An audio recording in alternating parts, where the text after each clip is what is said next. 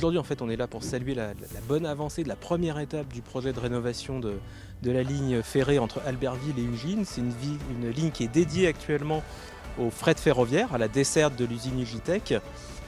Ligne qui est ancienne, on le sait, qui avait besoin de travaux et pour laquelle on a trouvé un partenariat financier avec tous les acteurs locaux. Et donc aujourd'hui, c'était l'opportunité de vérifier qu'on avait été au rendez-vous des engagements de délai et de travaux cet été. C'est une ligne particulièrement importante puisqu'elle permet de transporter 120 000 tonnes de matières premières, notamment de la ferraille, vers la grande usine d'Ugitech qui est à l'entrée d'Ugine. Et donc c'est très important parce que ça permet d'éviter la circulation sur une voie départementale et nationale particulièrement forte, une circulation, ça permet d'éviter 4500 camions par an. Alors au niveau travaux de voie, c'est du renouvellement de rails, de traverses et de ballast. Essentiellement c'est ça. C'est une ligne assez peu circulée, donc en termes de trafic ferroviaire elle est assez limitée.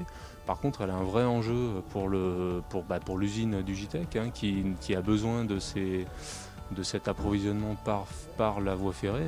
L'objectif de pourquoi l'entretien de cette ligne, c'est pas de faire du rail pour faire du rail, c'est vraiment de pérenniser l'implantation d'Ugitech sur la commune d'Ugine.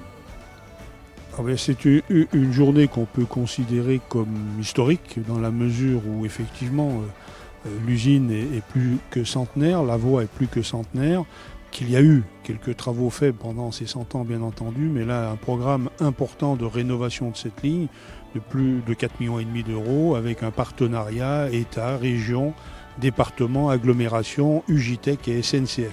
Et les premiers travaux qui viennent de démarrer marquent véritablement ce démarrage, ce qui est extrêmement important pour le bassin et pour la Savoie bien entendu.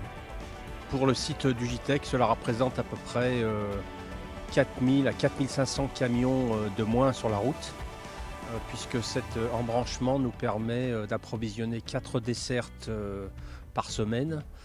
Chaque desserte étant à peu près 600 tonnes de ferraille recyclée qui viennent de différents pays européens, France, Allemagne et Italie, et donc qui nous permet d'alimenter l'usine donc en matières premières entrantes. Il était important pour le département d'accompagner cette opération. C'est d'ailleurs le plus gros financeur de l'opération avec 1,4 million sur les 4,5 millions de coûts. À côté de cela, bien sûr, l'aspect environnemental. Nous savons tous qu'il faut nous préoccuper très sérieusement de la protection de notre environnement et là, c'était un point très important également pour le département.